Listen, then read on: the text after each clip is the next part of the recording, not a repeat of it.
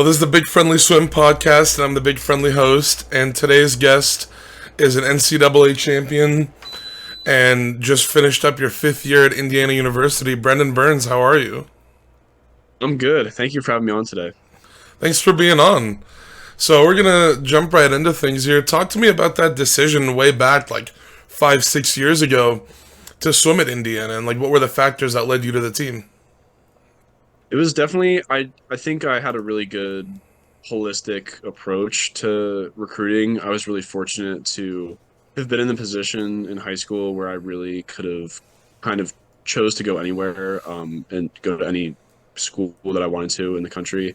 But what drew me to Indiana really was first and foremost like the just the town of Bloomington and like just the school culture that we have here. I just really love being here regardless of whether or not I'm a swimmer. And I think that if there's any advice I could give to someone that is going through the recruiting process right now, it's definitely look at the town, look at the school first before you look at the swim team. And then obviously number two is the team. You know, when I was being recruited, Indiana wasn't quite the team that it is today. The first time I visited here, they were about a month removed from getting third place at NCAA's in 2018 for like the first time in like 45 years. So that was a really big like leap of I don't know, it was a really big momentum shift in the college swimming like landscape, and I just really liked what the coaches were doing at the time and the momentum, like the path that the team was on. And it just really, when I visited here, I just really got that feeling that everyone talks about, and I just knew that this would be the place that I always wanted to go to. I remember watching those NCAA's where Indiana did make that jump all the way up to third, and it kind of Mhm. feels like the team hasn't really wavered since then. I feel like if memory serves, I feel like every year they've been at least like top 5 or 6.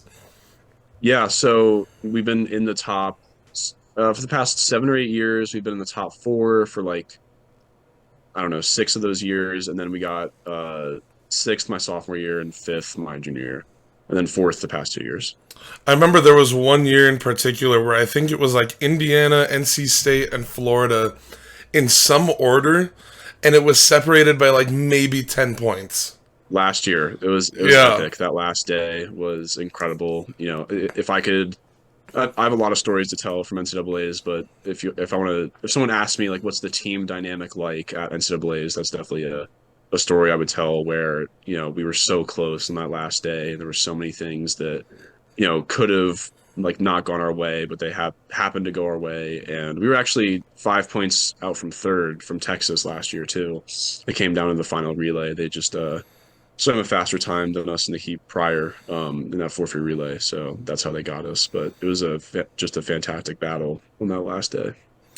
Yeah, that meet was pretty exciting to watch. Like it's rare that there's meets separated by like where like third to fifth or sixth is separated by that small of a margin. Yeah, So super tight. speaking of NCAA's, this is something that I feel like you've done a few times now, but talk to me about the Brendan Burns Dirty Double, as I've seen it called. Like, how do you manage your swims the day of? And then were there dual meets where you practiced something like that? Or, like, was there stuff you did in training that went into being able to pull that off? Yeah, so everything that, you know, allowed me or helped me complete the dirty double was done in practice and definitely absolutely done in dual meets and also Big Tens. But I mean, I'd say a vast majority of the dual meets I've swam in college, you know, 5 years worth of dual meets, I've done the 200 fly, 200 back double at almost every single one. I'd say probably 75 to 80% of the college dual meets I did, I was absolutely in the 200 fly and the 200 back, then also either a 100 backstroke or a 100 butterfly. So, you know, walking into NCAA's, staring down, you know, 4 200s on the last day, it's definitely a little scary sometimes when you step back and look at it, but I just knew that I'd done it so many times before. I kind of just viewed prelims. I kind of looked at prelims in two ways. I looked at it like a dual meet, where I'm like, okay, it's just this one session, and I'm not even thinking about finals. And then I also, you know, kind of thought of prelims as finals, where I'm like, okay, I just have to make it into that A final, and then whatever happens tonight happens tonight. And that's ultimately what ended up happening. And I was just really proud that all the hard work and all the times that I had just prepared to just prepared to do that double, it just really paid off for me in the biggest moment of my career. I think like each hundredth counted, especially in that, because I remember it was Yeah, either the two fly or the two back, where two you fly. were eighth by like a couple hundredths of a second. It might have been like one hundredth One of a second. one hundredth. Yes, it was a little bit of divine intervention there, but I'm just glad that it went in my favor. Yeah, definitely. So speaking of that same NCAA's, you, I don't want to say it was a surprise win, but you like stunned the field almost in that 100 backstroke final and came out of lane one and won the whole thing. So talk to me about the emotions that flooded in for you for that, especially knowing that it was one of your last collegiate swims you were going to get to do. Yeah, the 100 back was such a super special swim. My prelim swim was terrible. It was it was just I was forcing it too much in the morning just with my tempo, and I just didn't really swim my own race, and I barely made that A final. Obviously being in lane one, it was a pretty tight top 10. There was a pretty good chance I could have been in the B final there, but luckily I made the A final, and I've said this a couple times at this point, but it's something that all swimmers know. And if you have a lane, you have a chance. And it was just an opportunity for me to really put the blinders on and swim my own race. In the morning, I think that just kind of it slapped me in the face a little bit. It like kind of got me like refocused. Like sometimes like boxers, they'll or UFC fighters, they'll take like one little hit and it'll like set something off inside of them. And I think that's definitely what happened for me with that prelim. It just really kind of smacked me in the face and made me focus on my own race. And then at night, all I was focusing on was just getting my hand on the wall first and not forcing anything and just letting the moment kind of get to me in a good way. And I think the what I did after the race, I think you can kind of I think everyone kind of knows how I was feeling. Yeah, definitely. Once I pulled it off, I do want to go on record and say I having watched it now, I think it was definitely a little bit too much, a little obnoxious, but I don't regret it. No regrets. It was an amazing moment. I was so happy that my family was in the stands, all of our great alumni and our teammates as well, coaches on the sidelines, and it was just a great moment to win a national title in the home state. It was just like it's such a rare occurrence. I remember Max McHugh winning the 100 breaststroke at home in Minnesota last year, and just how amazing of a moment that was. And I kind of had my own moment there. Not quite at home, but basically at home.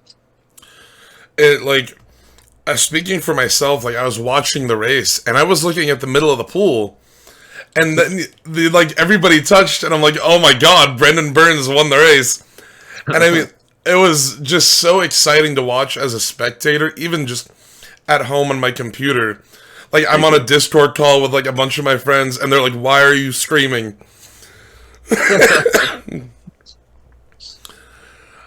So now with your final collegiate season behind you, I'm wondering if you can compare your feelings and your emotions to right after your freshman year, and then like some of the reflections that you have and some of the memories that you have now that all 5 years are said and done. Yeah, it's hard to think about without getting emotional. Definitely, I've definitely tried to like process it and digest it over the past couple weeks. And I don't really know if I have a great like phrase or a specific way that I would explain it, but I just know that I've grown so much as a person, as an athlete, just generally. But I think it was just really special to have that last collegiate meet in the home state, especially because NCAA is my freshman year. We're supposed to be at Indianapolis, but ultimately they got canceled because of COVID.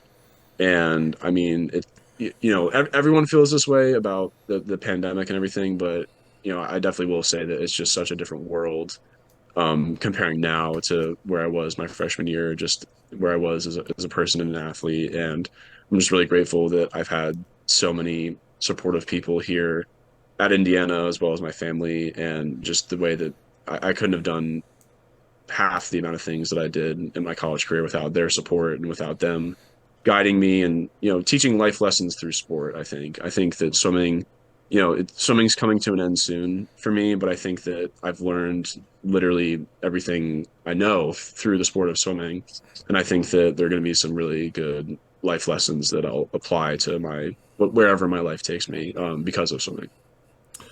I think it's something that swimming uniquely sets people up for, that we learn so many things through this sport that we can take away to our careers after swimming and to whatever we choose to do after we're done. Sorry. Okay. So, bit of a fun question here, and one that I meant to ask you earlier. If you had to pick any other dirty double, I think you know where I'm going with this. Any Yes. other dirty double from the NCAA format with the same event schedule, what'd be your two events of choice? And you could set this up in two ways if you wanted. You could do two events that are over a 200 or up, and then you could do two events that are of any distance. This is pretty tough because there's the really obvious answer, the one that I've done before, which is 100 fly, 100 back. But I think that's kind of a boring answer. My teammate Finn Brooks this year took on the 100 breaststroke, 100 butterfly. He did pretty well, considering it was his first time doing it. So that's another option. They're just like no good.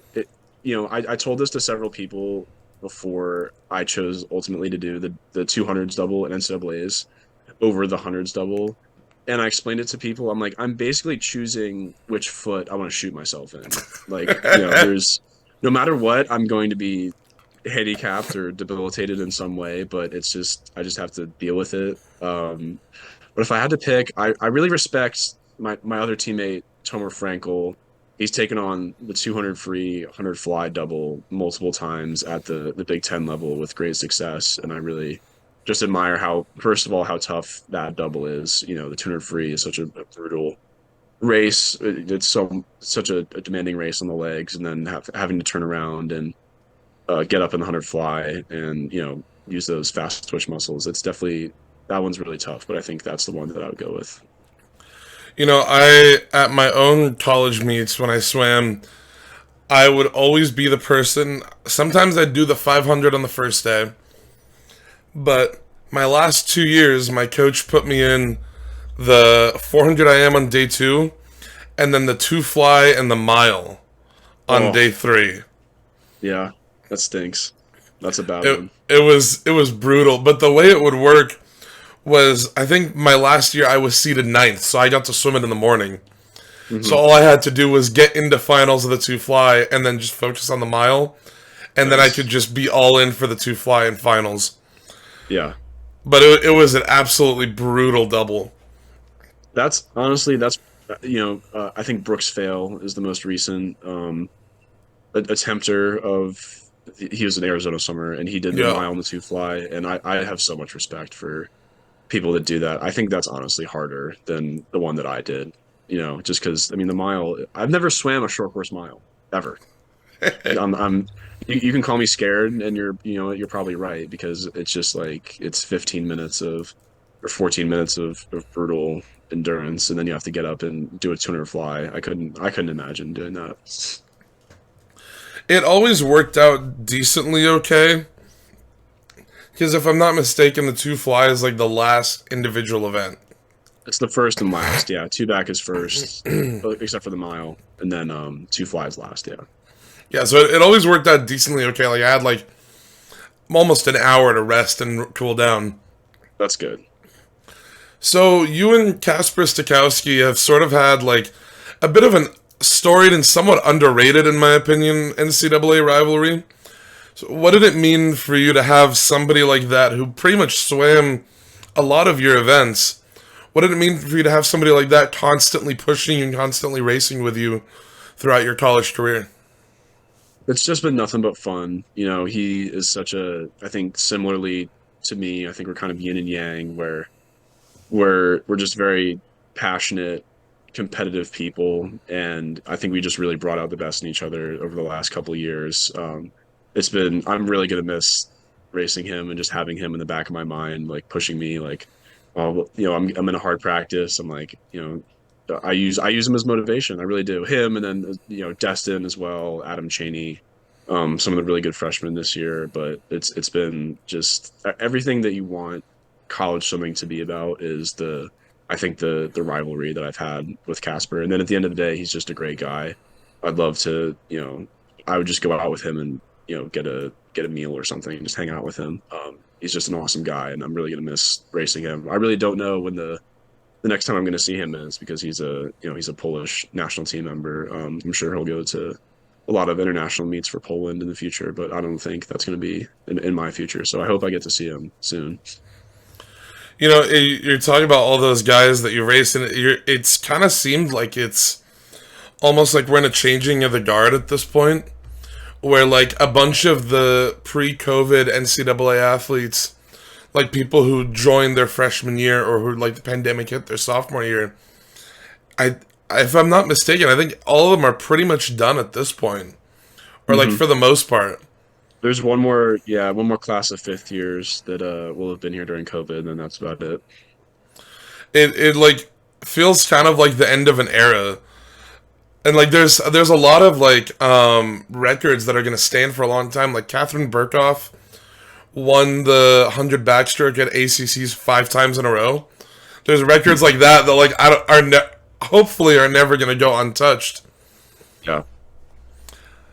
So now that you're done with a short course pool, and obviously this is only what you're comfortable sharing, what are some of the goals that you have heading into this long course season? Like what are some of the things you hope to accomplish? With the long course season coming up, I mean, I will be swimming at Olympic trials. And I really say my biggest goal for, for so long, it's been kind of grinding away and having the reason you show up to the pool every day for me was like I just want to be here for my team, and I want to just lay it all out there so that I can, do something for my team. And then now that my college career is over, my biggest goal is just doing this long course season for myself and just enjoying like the amazing life that we have as student athletes. I really am not worried about my performance at Olympic trials because it's probably going to be my last swim meet anyway. I just want to really enjoy the last months that I have in the day-to-day grind of a college athlete. And I just really want to, I don't know, wrap it up in a really meaningful way. And this journey that I've been on for 15 years has been filled with so many amazing people, places, and memories. And I have so many people to thank for all the success that I've had in my career. And I hope that, I don't know, something at trials, I can pay it back to all the people that deserve it. I think that type of feeling going into a final meet like that, it only breeds the opportunity for something special because you're swimming with that freedom and that like just sort of like contentness of like I've been doing this for so long and I've been at the top of my game for so long, and now I'm just swimming for the people who care about me and swimming for myself and seeing what I can do. Yeah.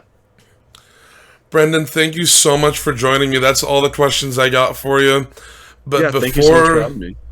before we wrap things up here, I always give time at the end of each interview, sort of like the hot ones guy, for people to just have the floor and promote something of their choice or talk about something of their choice.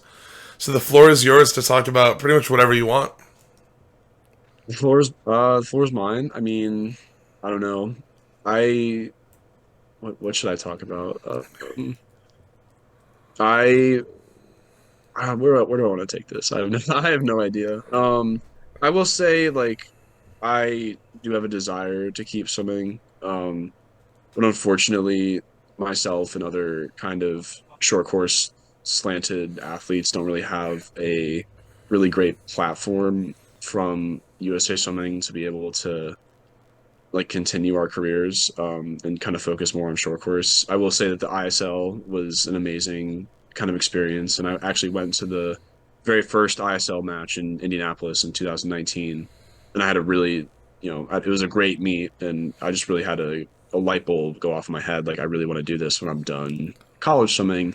And unfortunately, circumstances out of everyone's control, that the league went under, and is probably not coming back. But I really just wish that there was a world in which I could. No, I'm not. I don't. No one swims for the fame, the glory, the money, whatever. Certainly there's not much money to be made in the sport unless you're a very, very talented. You're at the very, very top. But I just wish I had the opportunity to just continue being an athlete for just a few more years. And, some of the big goals, the overarching goals of my swimming career were to travel. Travel is like travel because of swimming, not because I'm like paying for it, whatever, but try and like see the world with swimming as a vehicle for that. And then, when you travel, you get to meet all these amazing people. And I just wish I kind of had that opportunity, but I'm really content with, there's nothing, I have no regrets, basically. I just have no, I'm really content with my career, but I also, if there was that opportunity that comes up, then I would love to take that.